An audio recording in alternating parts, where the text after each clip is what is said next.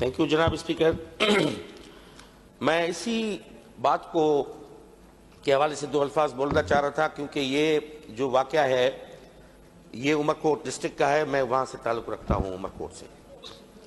तो मेरा ये फ़र्ज़ पहुँचता है कि मैं इस आइन साज असम्बली, जो हमारी कानून साज असम्बली है, इसमें जितने मेंबरान बैठे हुए हैं, ये बड़ा अभी वाक़या वायरल हुआ है, इंटरनेशनल लेवल पे इसकी हाइप क्रिएट हो गई है।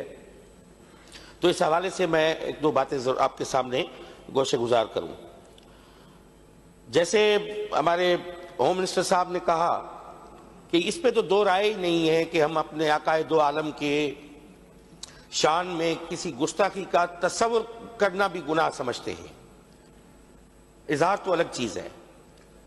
कोई भी मुसलमान जो कलमा गो है वो तो ये तस्वुर ही नहीं कर सकता, बल्कि ये वो मैं समझता हूं कि बाबरकत शख्सियत है जिसकी गवाही और जिसकी शान में जो दूसरे मज़ाहिब के लोग हैं उन्होंने दी है।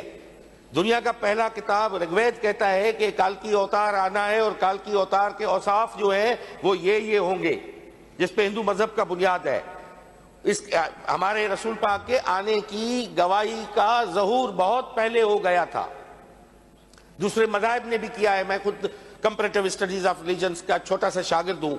तकाबली मज़ाहिब का जो तकाबली इल्म है उसको पढ़ता रहा हूं, तो मुझे इस बात का एहसास है कि उनके हवाले से ये करना हुआ। ये था जनाब स्पीकर कि एक डॉक्टर है जिसका नाम है शाहनवाज कुंभर, उमरकोट के गांव जाहिर जहां से डॉक्टर खटूमल का ताल्लुक है, उसी गांव का रहने वाला वो डॉक्टर है।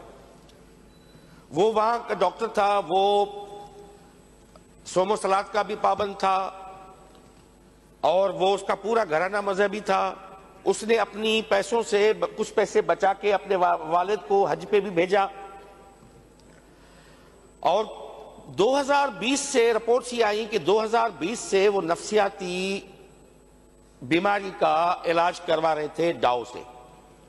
उसकी ट्रीटमेंट्स जो थी वो रिपोर्ट्स वो बाद में अब जाहिर हुई। हुआ ये कि उसके आईडी जो थी वो आईडी भी पे भी उसका नाम नहीं था, उसके आईडी पे था शाहनवाज शाह, ये जात का कुंभर था।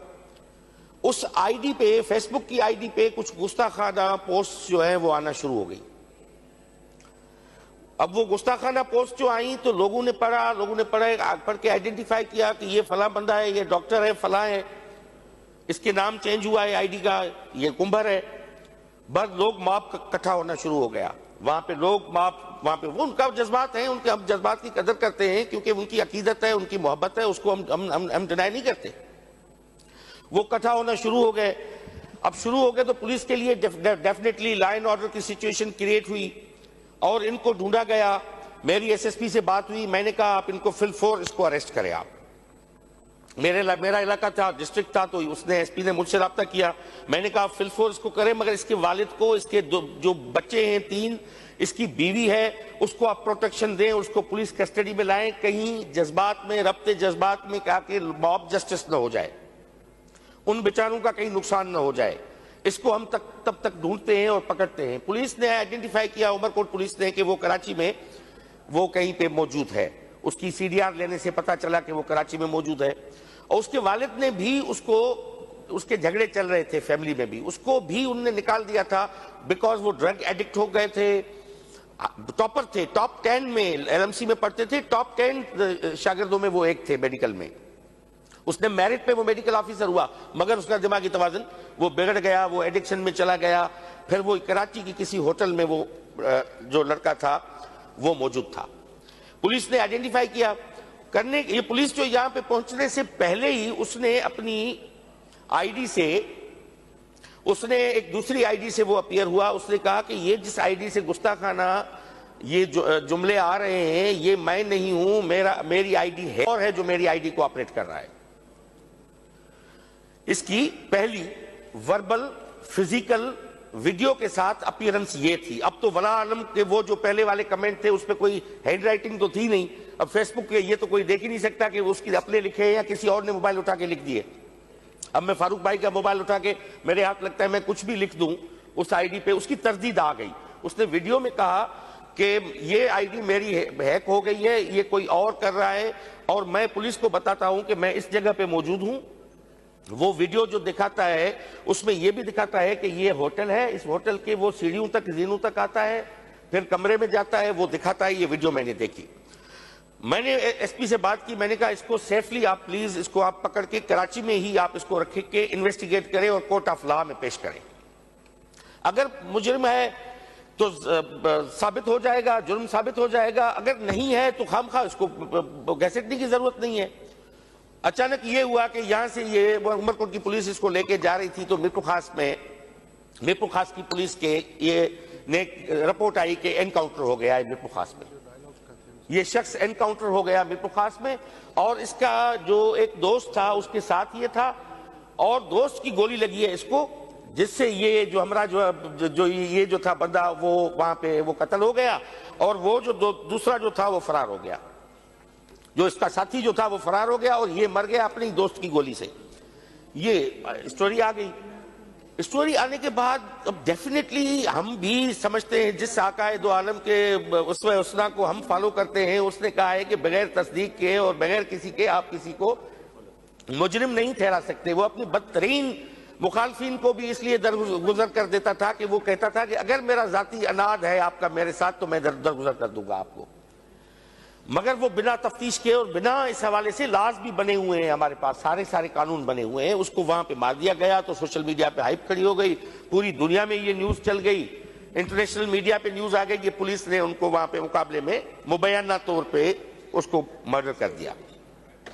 अब हमारी एक ईवान में बता रहा हूं, हमारी क्या जिम्मेदारी बनती है। कल खुदा ना खास्ता मेरा मोबाइल, आपका मोबाइल, किसी का मोबाइल हैक हो जाए या कोई ज़हनी तवाज़ुन है, इंसान पागल हो जाए, क्या दुनिया के पागलों को हम गोलियां मार देंगे? क्या पागलों को मार देंगे? जितने भी पागल हैं वो कल जो है निकले और कराची में सारे पागलों को पकड़ के हम गोलियां मार दें?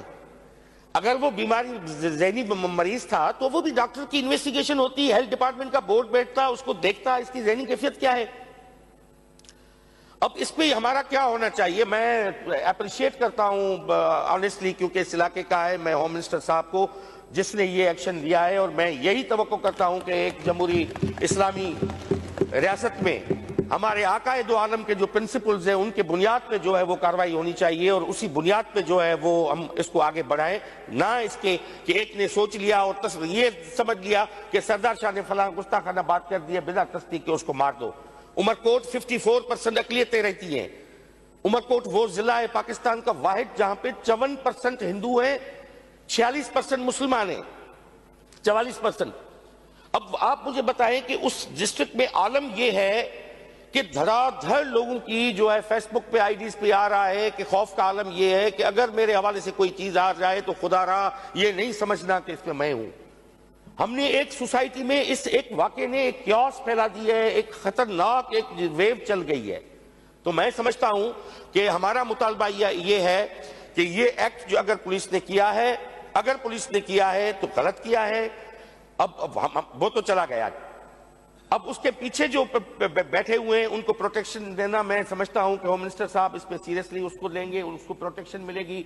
वहां पे जो हमारे जो अच्छा मजे की बात है, पुलिस को जो जलाया गया वहां पे, जो मैंने रिपोर्ट किया उसमें कोई भी एक आलम नहीं था, किसी मजहबी जमायत का नहीं था।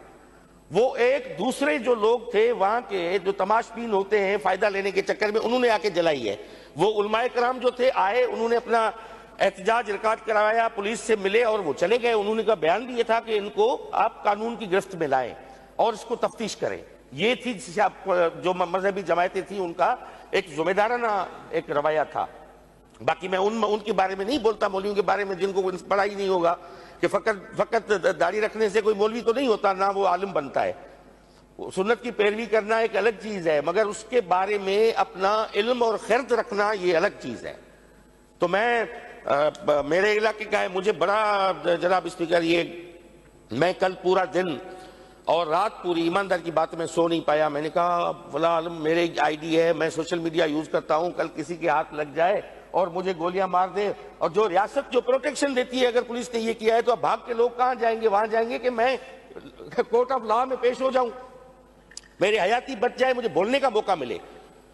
अगर वहीं पे ही उसका हो जाए जनाब इसको मर्डर, तो आप समझें कि इससे बड़ी एक लाकानूनियत और जंगल का कोयटा में भी ऐसा वाकया हुआ है और मैं होम मिनिस्टर साहब के इस बयान का खैर मुकदम करता हूं और अप्रिशिएट करता हूं कि इन्होंने ये बड़ा जबरदस्त क्लियर स्टैंड लिया है कि वहां का जो एसएसपी है, डीआईजी है, उनको सस्पेंड करके इंक्वायरी कंडक्ट करवाई है।